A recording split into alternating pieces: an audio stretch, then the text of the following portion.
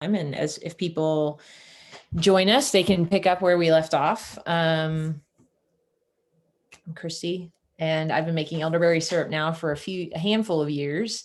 Was really, I guess it was really the price of elderberry syrup, or that you can buy at store-bought elderberry syrup, that really made me do the push to investigate more. And I had a few friends that I knew that made it, and so I just decided, oh, I'm just going to figure this out and make it. And I really love where we've landed on the elderberry syrup. So this is a class that's going to touch on elderberry syrup. It's going to touch on essential oils. It's going to touch on Young Living products that I use and that we use when we need support for our immune system. Hopefully you'll be able to, because it's such a hodgepodge of different things that build together to make a support system to your holistic health. That because of that, it is one that hopefully you'll have something to take away. As with all things, when it comes to essential oils, or when we're talking about wellness, it's important to remember that this class and everything that you hear are tips and not prescriptions. I'm not a doctor. And we educate around wellness and essential oils based on our experiences and in our families and our community and based on our own research. And I would highly encourage you to do the same. There's a wealth of information out there. And this is by no means an exhaustive discussion.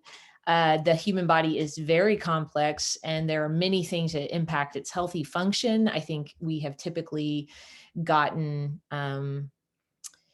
stuck into some of our ways of doing things, and maybe doing a little research or trying to understand why we do the things that we do, or we take the supplements we take is worth an extra effort.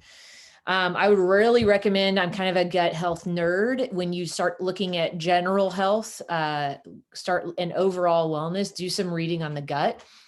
It's extensively interrelated to the immune system. In fact, many people are I feel like it's every year scientists and doctors are upping the percentage points for which they say that the impact the gut has on the immune system. It's just very significant. So one of my favorite deep dives into gut health is The Mind-Gut Connection. It's a really great book. And it talks about how our brain and how our gut interact, and would really, really recommend that.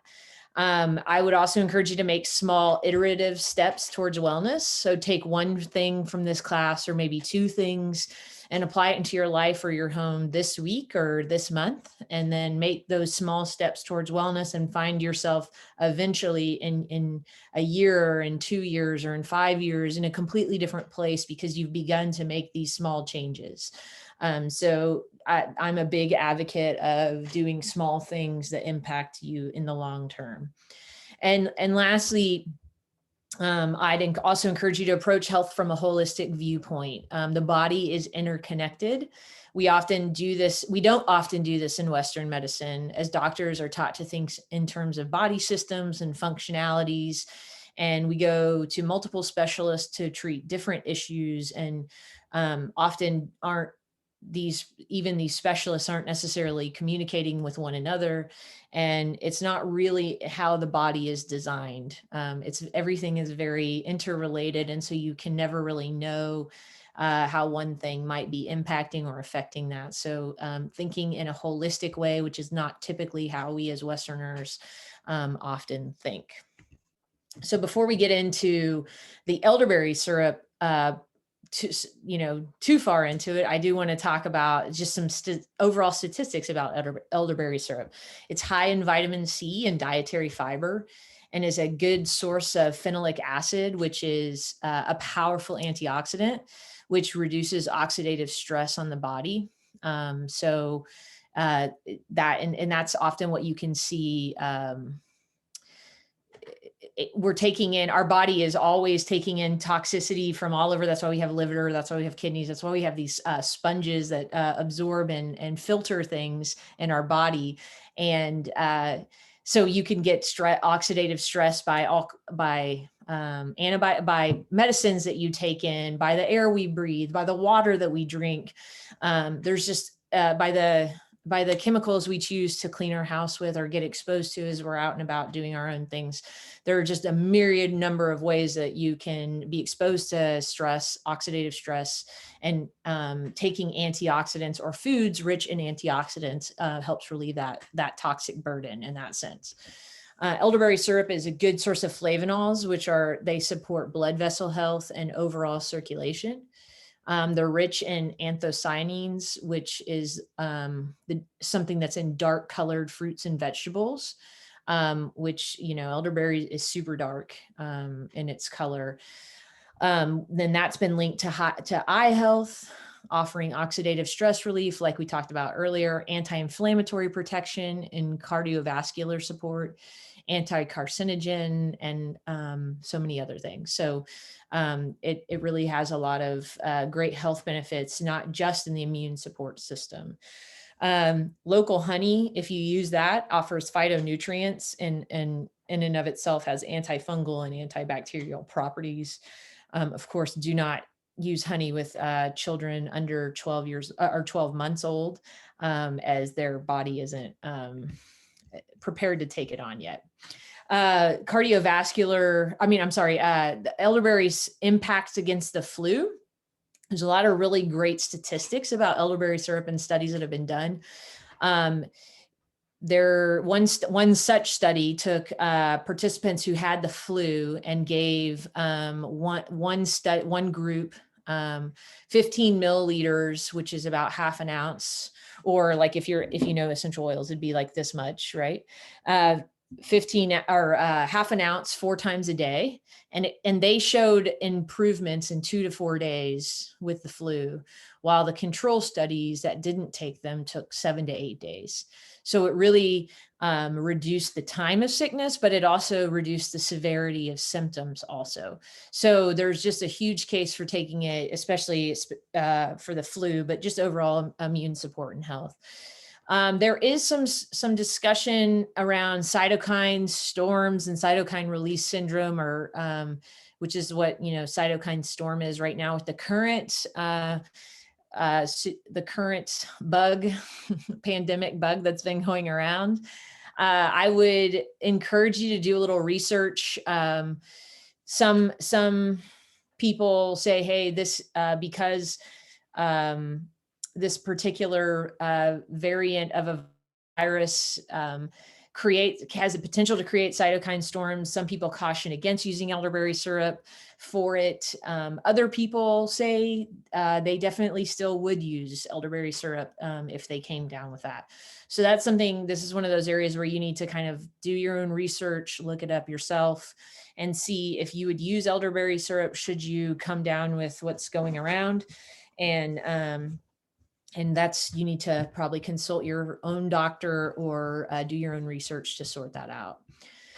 I'm going to now show you. So part of this class was kind of making it a workshop where we're going to teach you how you can do this. I'm going to share I'll share a recipe in the comments, and I'll also post that to our Facebook group.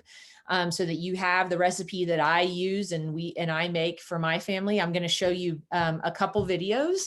The first one is going to be elderberry syrup, just the syrup in and of itself.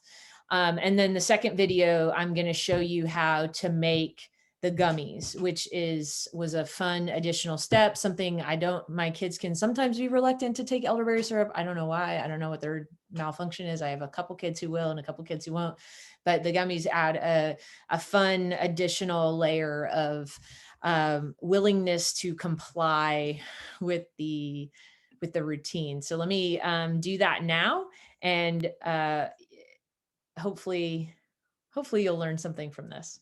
So let me share screen and get it's not showing the gummies. Hold on one second. Let me pull up one more thing first. Anyway, song and dance. What are Libby, what have you seen for elderberry support in terms of how you've used it in your family? So I was saying earlier that I love to make a batch and then freeze them in smaller amounts in in mason jars and then pull it out whenever somebody in their family's coming down with something. And then when they are, everybody just takes a tablespoon a few times a day with several essential oils that we'll talk about in a little bit. Yeah, that's great. Thanks. Okay. I think I've got it pulled up. It should be able to be seen now. We did test this, but so much for testing. Okay. So here is, let me optimize and let me get it going. Okay. Hi, I'm going to take a minute and teach you how I make elderberry syrup. It's really easy to do. It's very cost effective to do it as compared to what you might buy in the store or order online. But you do want to get some dried elderberries. I get mine from Frontier Co-op off of Amazon, but there's other good companies. So dried elderberries, they look like little bitty, they have an interesting smell if you've never smelled them. So you need 1.5 cups of dried elderberries. And I measured that out ahead of time. I like to add Ningxia Wolfberries to it. They kind of look like little raisins. They have a taste somewhere. They're a little bit red though. They have maroon color. And they taste a little bit between a craisin or like a raisin and a cranberry. So they're pretty good. They have extra health benefits. So I like to add about 1/2 cup or 1/3 cup if you have them on hand. Not a requirement, but a nice bonus. And then I'm going to add 2 cinnamon sticks. The recipe that we use calls for whole cloves if you have them. It's a nice to have. Calls for allspice berries if you have those. Just any of those kinds of things that you want to add in for flavoring and extra nutritional support and other things like that. But that's what I have on hand, and I'm not going to let that stop me that I don't have all of the ingredients. The key ingredient is elderberries and water, and everything else is kind of just a bonus. And honey also, but that's a later step. So I have zested some orange. I'm gonna put the orange in.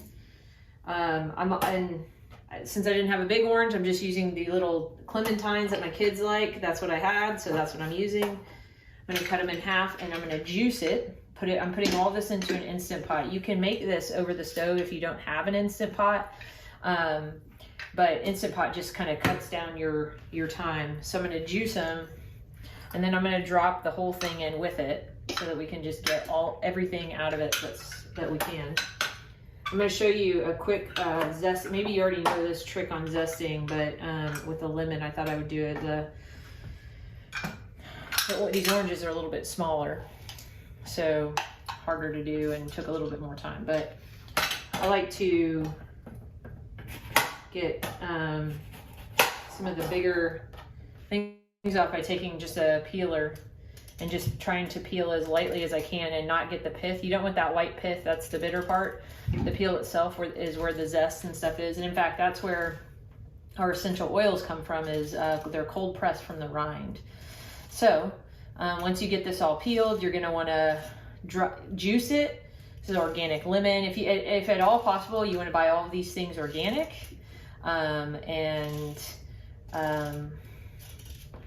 Add them all into your Instant Pot.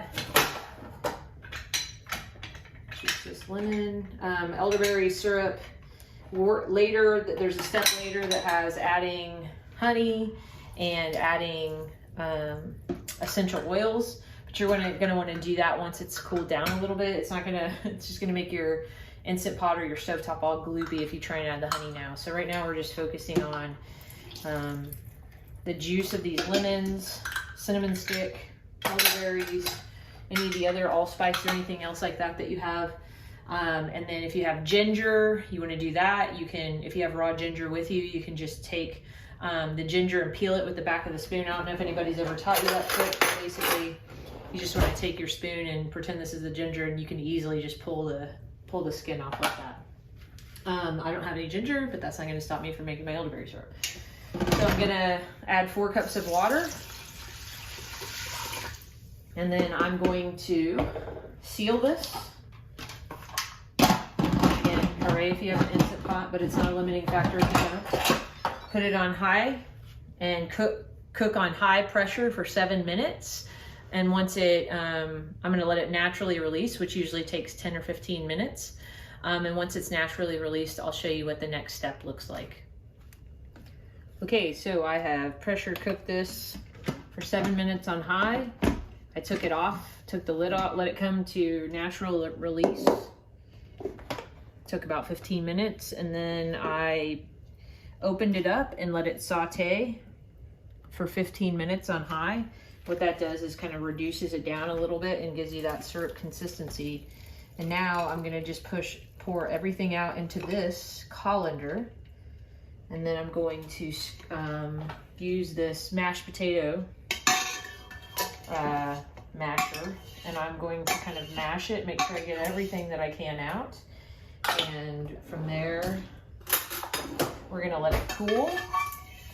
And and that's when you're gonna add honey. One thing on our recipe that we're gonna provide, it says 3/4 of a cup of honey, and that's obviously to taste. You want to use raw, unfiltered honey. It'd be great if you could find it local, because the bees interact with the pollen in your area and can help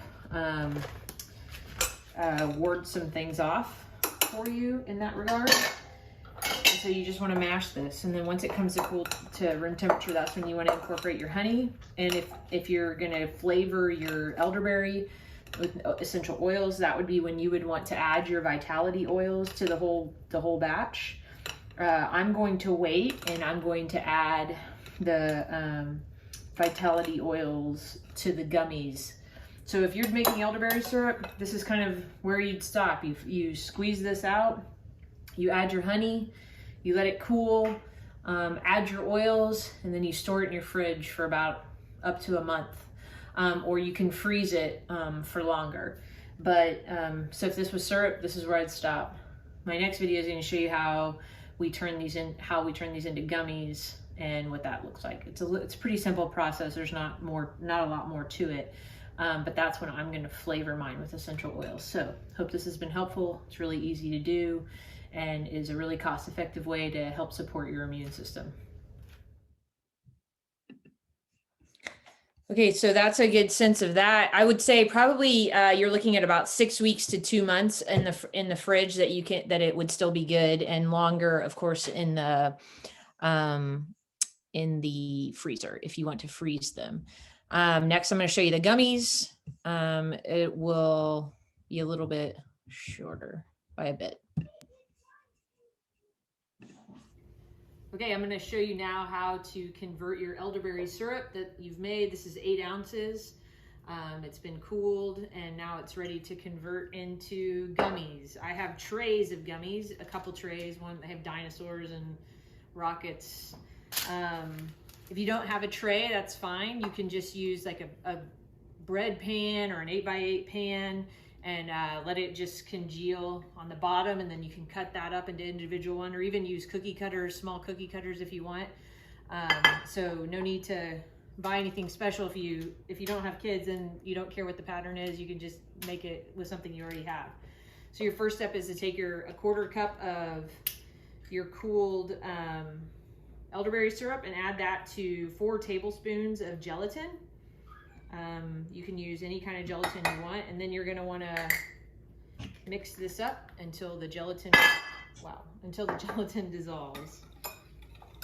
From there, we're going to add 2/3 of a cup of warm water to help kind of activate the gelatin. You don't want it to be boiling, but you want it to be warm. I've actually even added a teaspoon of lemon juice, about 1/4 of a lemon, to kind of help with flavor, and also to just help it last a little bit. It kind of has a preservative effect, so it'll help it last a little longer. But you don't want to add too much, because you don't want it to be super sour unless that just doesn't bother you. So this is pretty consistently, look, it's kind of like the consistency of jam. Now I'm going to add in my 2/3 cup of water, and hot water, and a little bit of lemon juice. I'm going to stir that in until it all kind of melds together and dissolves.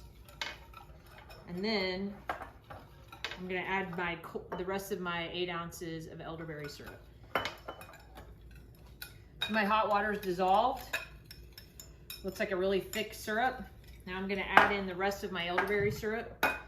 And then once that's done, I'm going to also add in some This is your opportunity to flavor it with your vitality oils. I'm gonna go with orange vitality. I'm gonna put probably like 15, 20 drops. I want it to be really orangey in its flavor. My kids really like the citrus flavors. So I'm just gonna do this whole one that way. Then I'm gonna start pouring it in the molds. And once my molds fill up, I'm gonna pour it in this pan, and then I'll be able to cut it up.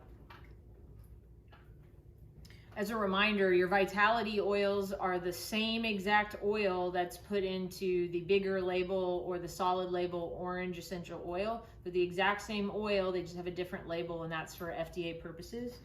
So now I've flavored it with my oils. I can see it starting to thicken up.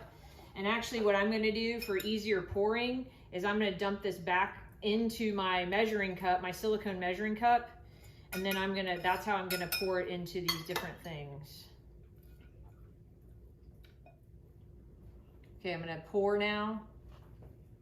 You could also do this if you could use a medicine dropper, or you could use a squeeze bottle. Okay, I've got one gummy tray done, one mold tray. I'm gonna do the next one. One consideration, you wanna put this in the fridge for an hour, and from there you can pop them out of the molds and store them in an airtight container in your refrigerator for up to 2 months, or they'll last in your freezer up to a year. So some people like to put them all in the freezer and then maybe pull out a week's worth and let them thaw in the refrigerator, an airtight container there, and then you're gonna have a better longevity on your oils. But again, or your elderberry syrup gummies. But again, this is your opportunity to flavor. Lime is a great option, orange, citrus fresh. Fennel, frankincense, if you want something a little earthier or grounded. You could even do peppermint. You can pick anything, really, any of the vitality oils that appeal to you. Personally, my preference is gonna be for the citrus oils every time, but you do you. So you can see it's been more than an hour now, this in the fridge, and I'm just gonna pop them out of the molds. And there you go, a little gummy. Put them in an airtight container, and I'll store them in the fridge or the fridge for 2 months, which, you know, that'll never last that long for 4 kids in the house. And I'll just do 1 gummy a day. Will be the serving size on this, and put them in the freezer if you feel like they're not going to last, or you're not going to be able to go through them in 2 months. I'll probably put a layer of parchment paper between here, but I think they turned out pretty well. And here's my baking dish. I'm just going to slice and make some squares and rectangles and pop that in here too.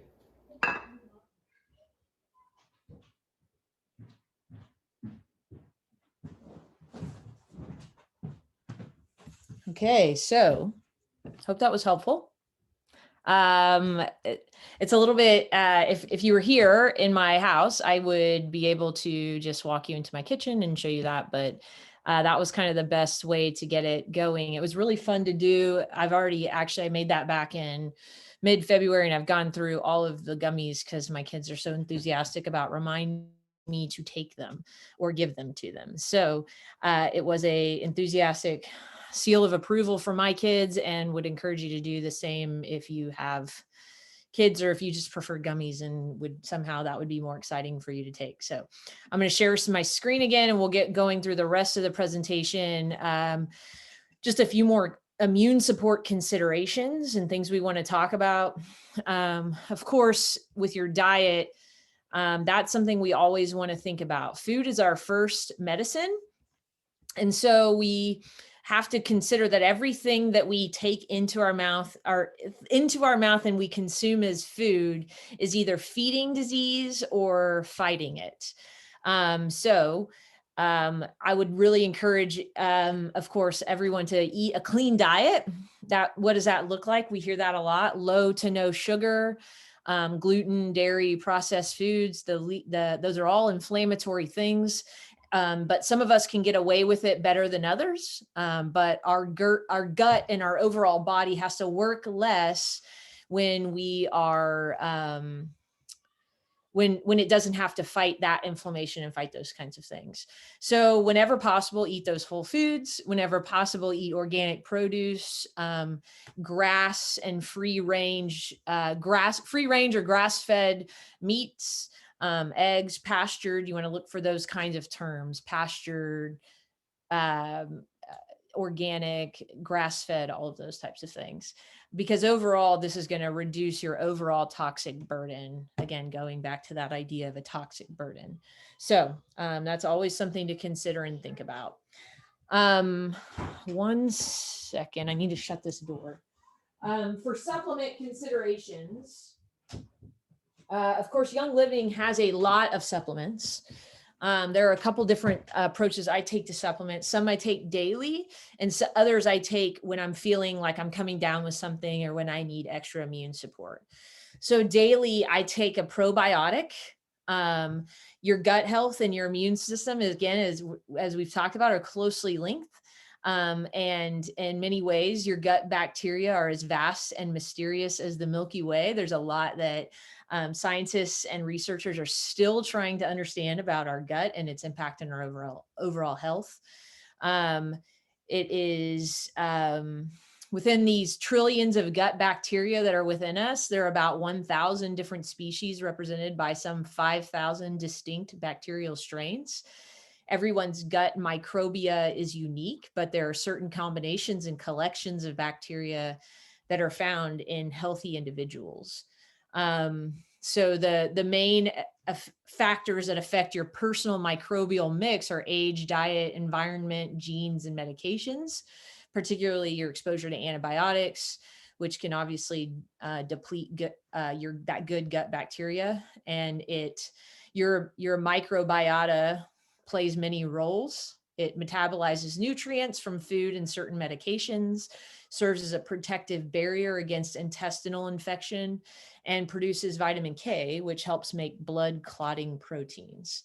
So having good bacteria and enough good bacteria in your system is just as important as not having bad bacteria in your system. So you can get these things by eating fermented foods like kimchi or kombucha, pickles, kefir, those kinds of things.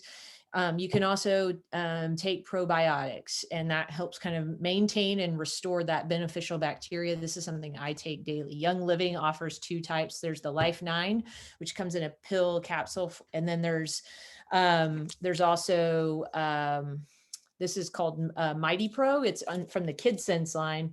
It's a stevia based and has wolfberry, the Ningxia Wolfberry punch flavor, and it's really good. It tastes like it tastes like a pixie stick, like a healthy pixie stick. So this is a good one for kiddos.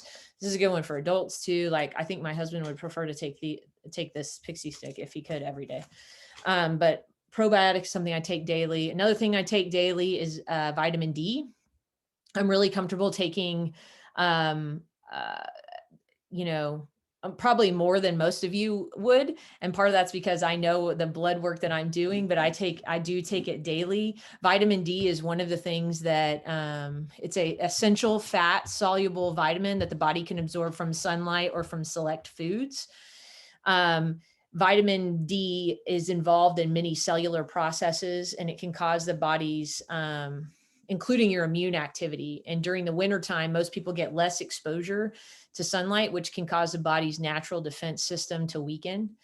And this is often when you do blood work or you see blood work, people can see that their vitamin D is often out of whack. And it's one of the things that, like, I think the statistic is something like 70% of Americans are deficient in vitamin D. Young Living has a Super D that they came out with that is a dissolvable tablet that I've heard many people say put like under your tongue, and then that it'll absorb into that bloodstream faster. So their Super D is a really cool option. So something to consider. I actually had a friend who had a testimonial that like her D numbers were off, but she was also having these hormone issues, or her vitamin D blood work was off, and she began taking vitamin D after she kind of talked to me about it, and I told her what I took. And so she started taking it, and she's like, all of her hormonal things that she thought were the bigger problem actually all came into alignment when she had the vitamin D get to the normal levels it should have been in her blood. So this just goes back to thinking in this holistic mindset, and also having a sense of what, if you did a blood panel, like what might turn up for you, and knowing where things are and where things need to be. I also take a daily omega-3 fish oil. It's good for the brain. It's good for the gut. And often, if you do some research, what is good for the brain is also good for the gut, and vice versa. Young Living has Omega Jais, and they also have MindWise, and those would both be good options if you're looking for a good omega-3 fatty acid supplement to add. Vitamin C, of course, many of us know vitamin C and understand what vitamin C is. It's one of the most well-known vitamin supplements. It's a powerful antioxidant. Young Living has Super C chewable tablets. And they also have essential oils mixed into that. So that helps kind of make the vitamin C become more bioavailable. So I also take, I kind of use Ninja Red as my, Ninja Red is it's a Young Living product. It's instead of a multivitamin, I take Ninja Red and kind of consider that as a whole food and powerful antioxidant supplement drink. It's made from wolfberry puree, blueberry, plum, cherry, aronia, and pomegranate juices with grape seed extract, yuzu, tangerine, lemon, and orange essential oils. Has stevia and pure vanilla extract for flavor, and naturally occurring preservatives for stabilization. And the reason I take the Ninja Red is that the Organic Consumer Association cites several studies that have found that the type of food that we're taking in today is actually depleted in its mineral and nutritional values. Like for instance, a Cushy Institute analysis of nutrient data from 1975 to 1997 found that the average calcium levels in 12 fresh vegetables dropped 27%. Iron levels dropped 37%, and vitamin A levels dropped 21%. And vitamin C levels 30%. A British nutrient study from 1930 compared to 1980, published in the British Food Journal, found that in 20 vegetables, the average calcium content had declined 19%, iron 22%, and potassium 14%. So another study concluded that one would have to eat 8 oranges today to derive the same amount of vitamin A as our grandparents would have gotten from just one orange. So it's not that our need for those nutrients and those minerals has changed. Our bodies haven't changed. It's the food that we eat hasn't. So even if you're eating all of those whole food diets, and even if you're taking care of trying to pay attention to making it be organic when and where you can, there's still going to be a nutrient depletion. And this can be a huge culprit, of course, is the chemicals and pesticides and things that are in our soil. That's also soil depletion. And there's, some make a case for GMOs and other sorts of things that we've changed with time. So Ninja Red supports the whole body in that sense. It offers some of those deficient minerals and nutrients. But specifically, it's a big immune booster. It helps support immune function, liver function, adrenals, blood sugar levels, and even eye health. And many have reported for it to increase energy. So it's a favorite around here. And then I also take Super B, which is Young Living's B complex vitamin. Really great bang for the buck. And one that I really love taking, and actually can feel the energy infusion, if you will, after taking Super B. I can tell when I've had it. When I need extra, so there's some info, there's the info on the probiotics. When I need extra support, sorry, I should have been flipping through slides, my bad. When I need extra support, these are some of the places I will go. I love Young Living's Inner Defense. It is just a really like a one capsule that has a bunch of very strong oils in it. And when I'm under the weather or feeling unwell, or somebody in the household is feeling unwell and I'm taking care of them, I'm taking an Inner Defense once a day, probably opposite my my probiotic, because those oils have some of those strong properties that can affect the gut. And when I personally am feeling unwell, I will take an inner defense with every meal. I also increase my Ninja Red intake. I increase my vitamin D intake because my body is using it faster. I increase my vitamin C. Fortunately, vitamin C is water soluble, so you will know that you've had a lot too much vitamin C just by bowel distress, but you can't overdose on vitamin C. So I'm taking a lot of vitamin C when I'm not well. I also incorporate zinc. It's a super important immune supporting mineral, and the body requires zinc to ensure proper development of immune cells and to maintain many other physiological functions. So some studies suggest that a supplementation of zinc within 24 hours of feeling cold, the onset of a cold, can shorten the length of your cold. If you want to get that from a whole food source, there's meat, shellfish, legumes, and seeds is where you would get that mineral, or you can buy it in its tablet form. I do have zinc supplements. That's also been something that's really good for this thing that's been going around for the last year. Young Living's ImmuPro provides 40% of the recommended daily value of zinc. ImmuPro also has melatonin in it, so it's not a supplement you want to take at noon or in morning to get your day started off on the right foot. ImmuPro has a little bit of melatonin in that, a low dose. So it's safe enough that you could take it daily if you needed help getting to sleep. But that's a really good option. I'll just quickly talk about activated charcoal. I buy this just at Walmart. If you've never heard of it, this is a real miracle for the stomach bug. Basically how I take it. So activated charcoal is basically just it's burnt coconut shells. That's really all it is. And what it does, and this is kind of anecdotal, there's actually not a lot, you can Google this. If somebody in the house has the stomach bug, I am taking activated charcoal a couple times a day. And I have successfully had 2 or 3 rounds in the last few years of stomach bug going through this house. And those of us who consistently took activated charcoal never got it. We were still cleaning crazily and taking care of that.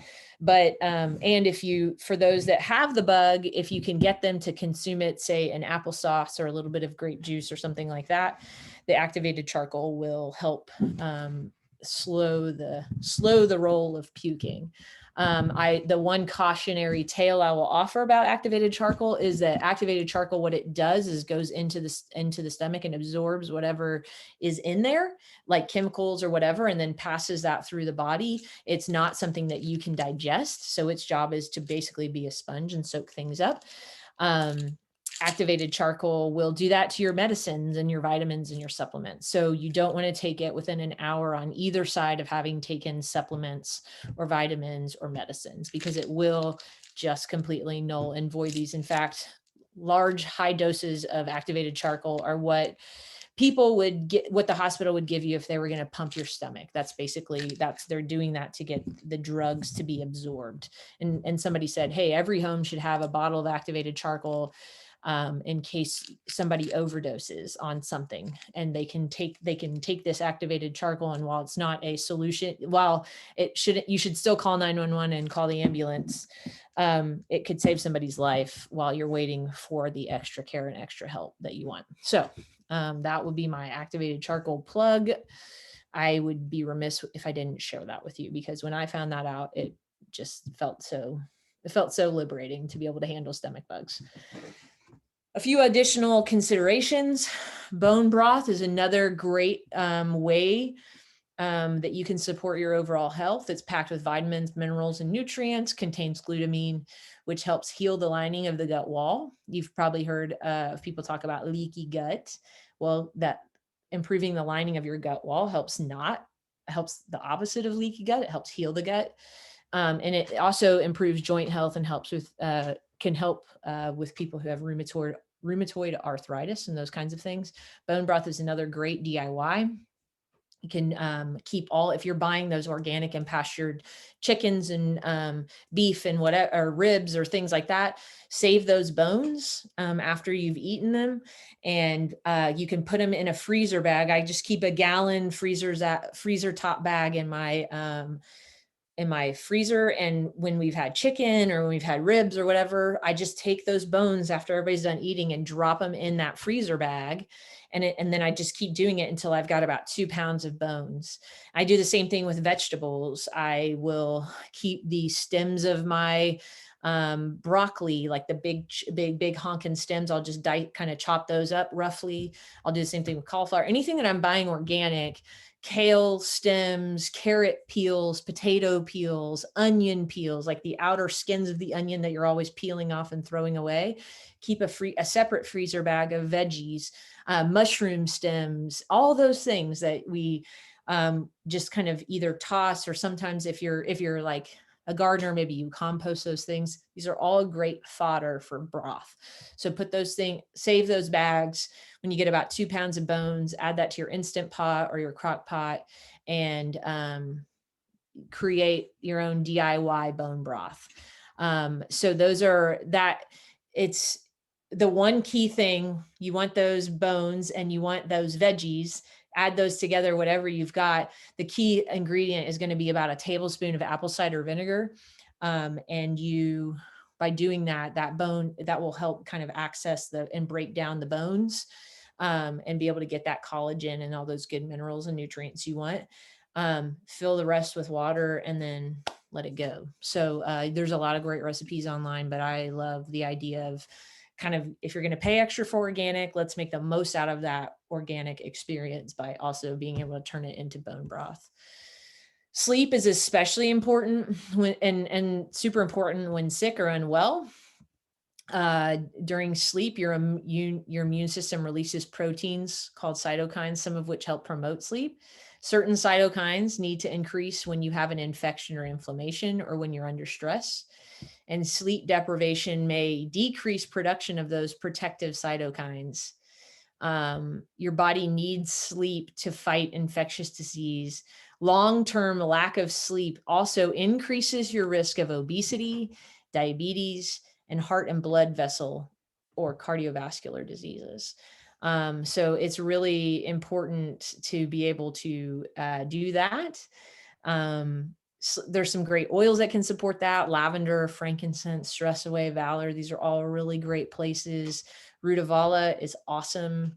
And the Rutavala roll-on is great.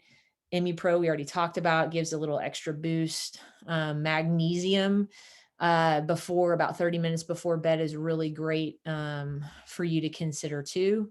Cedarwood, Libby shares, is another really good one for sleep and relaxation. There's just a lot of really good sleep supporting oils, and you can do a lot of that. You can turn it into a spray. You can diffuse it while you're sleeping. You can put it between your hands and rub your hands together and actually put it topically on your neck or behind your ears, and then spread that all over your pillow. But sleep is really critical for that. Exercise is another important part of your immune system.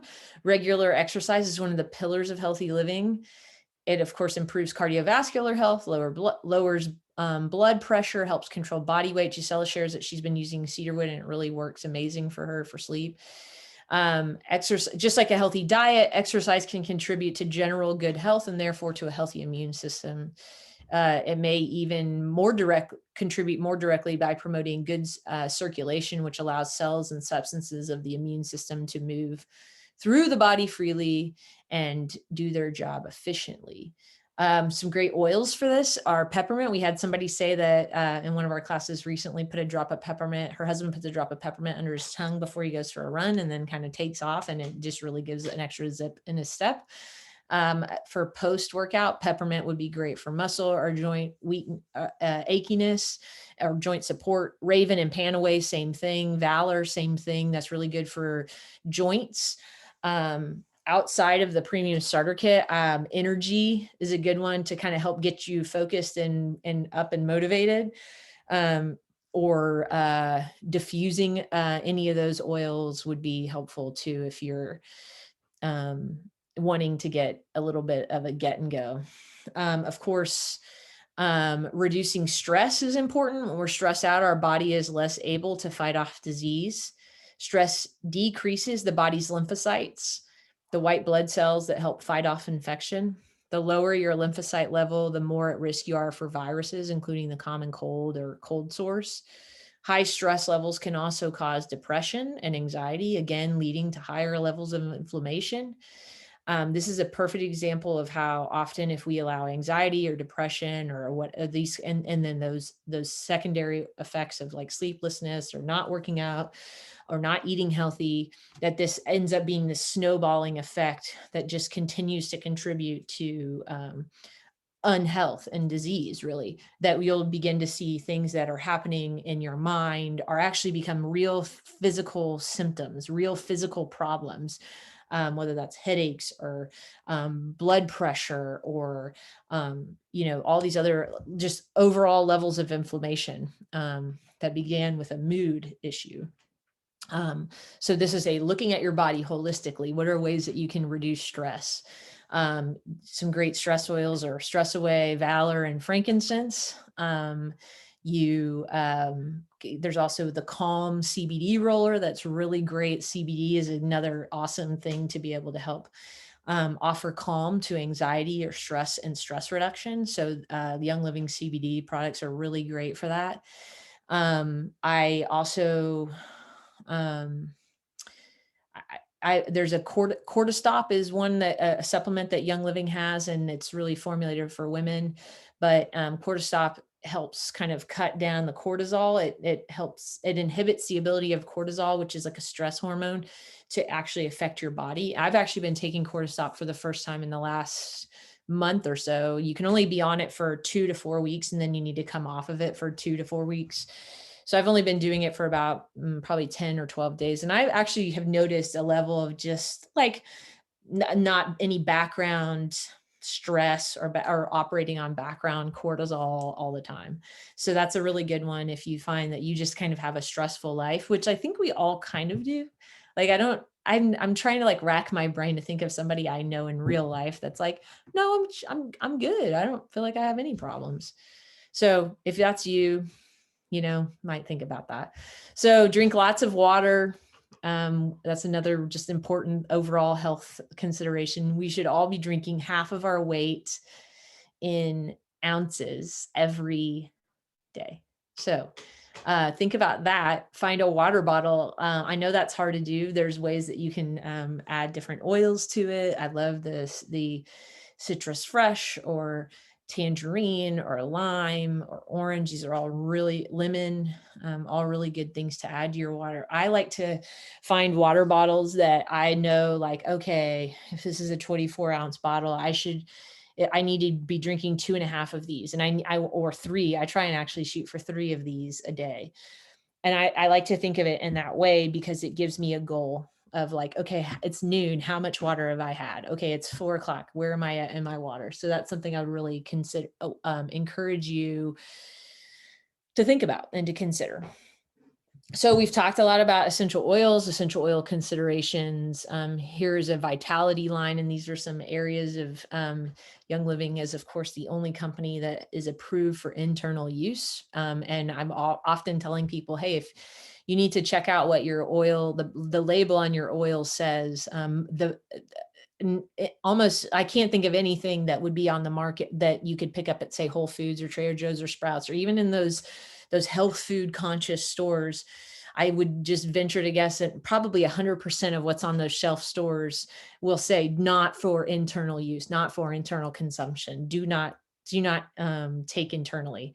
But that's something that's really unique about Young Living. Something I love about Young Living is that we can safely take those things, and we can do that by putting it in our water and our smoothies.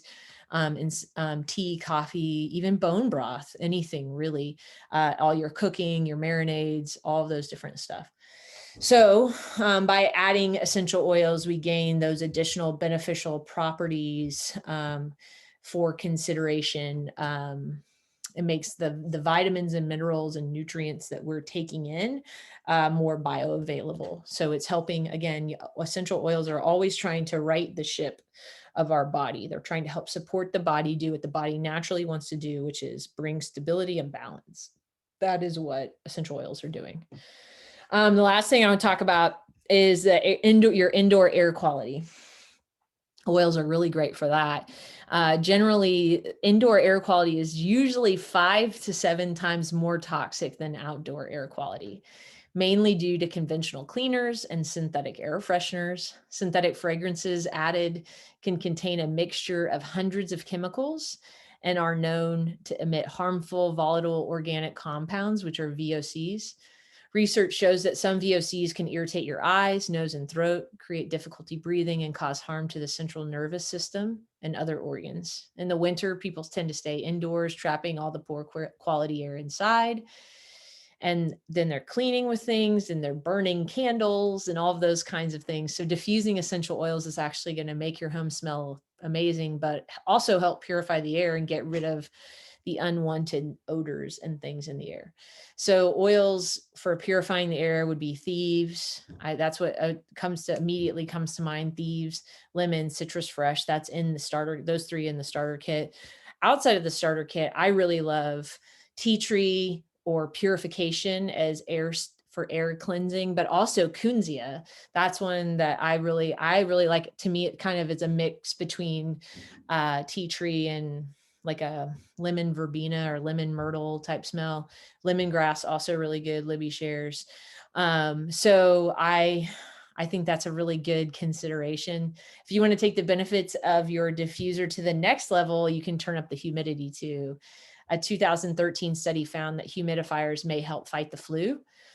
Scientists used a simulator to send the flu virus into the air and then measured how long it survived at varying levels of humidity. They found that at humidity levels less than 23%, up to 77% of the virus remained viable in the or in the air an hour later. 23 or up to 23 hours later, 100% of the viruses in the humid air were all dead, while 60% still survived in the dry conditions. So when you up the humidity levels, an hour later, you're getting much less virus still afloat. So 43% in a dry place versus 14% in a humid place. So diffusing also helps with that. Do not put oils in your humidifier. Run those things separately because what a humidifier generally has is not a high enough grade of plastic to be able to handle the oils whenever we're talking oils and anything, oils in drinking, oils in cooking, oils in elderberry syrup, any of those things. We want to think about glass and silicone and steel. We don't want to involve plastics unless it's the plastics that have been certified by Young Living, are in the highest grade medical grade of use. So there's actually a lot of really cool studies about this. About people, hospitals being generally a very dry environment, and that's why there's a tendency for stuff to be able to spread so much easier in a hospital. And there's some people doing research on even putting humidifiers in hospitals, which is kind of a neat concept. Okay, that is the end of my discussion on immune support. I know there are, again, not a holistic approach. I mean, not a total package of this is everything you could talk about when we talk about immune support. There's still much that was left on the table, but it's a good start in terms of things that you can think through or products you might want to consider if, say, there's some additional things you'd like to address in your home or in your own personal health. So with that, I will see if there's any questions. We're going to do our drawings a little differently than we've done in the past because we're now streaming this live on Facebook in our Facebook group, the Wellness Gathering. That's where we're going to begin that. We're doing that so that we can be streaming live, but also so that we can archive past classes. So now all of our classes will be able to be seen there. So if you're in our community and you aren't yet a part of that, the Wellness Gathering, you've been given an invite, or we can send out a link and maybe see if we'll do it. So basically what we're going to do with our drawings is we're going to wait 24 hours after the conclusion of the class. So if you join the Zoom, you're automatically entered into the drawing for the 5 milliliter orange vitality that we're going to do for this class.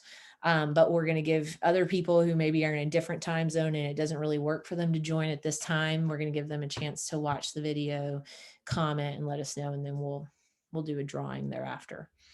But thanks everybody for joining. Oh, I said I would do a this inexpensive. Oh yeah, there you go. See, Faith shared it. The flu season, and it's pretty funny how that stuff is making mainstream. I feel validated often when I'm like, oh, see, I'm not crazy. Like, we get so much flack in this wellness world and the essential oil world for being weirdos in the views of things that we take. But I think people are starting to catch up on some of what many of us know. I mean, hey, who doesn't have a baby that doesn't have a humidifier in their house? And it's like somehow we've learned to not incorporate that anymore. I also said I would drop in the chat the info recipe. So let me do that right now while y'all, if you have any questions, I'm happy to answer them while I'm digging through my files to get that for you. Anything I missed, Libby? Anything you can think of? I don't think. I mean, I'd love for people either on Facebook or here to share your own protocol, what you do for your family, and how you guys, when you are coming down with something, how you guys take care of that. Thank you all for joining us. I'm going to stop the live stream. Yeah.